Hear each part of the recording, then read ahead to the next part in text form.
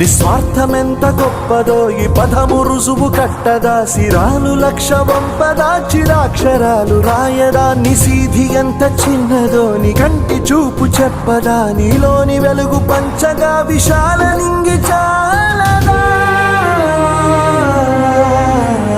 మనుష్యులందు నీ కథ మహర్షిలాగా సాగదా, మనుష్యులందు నీ కథ మహర్షిలాగా సాగదా.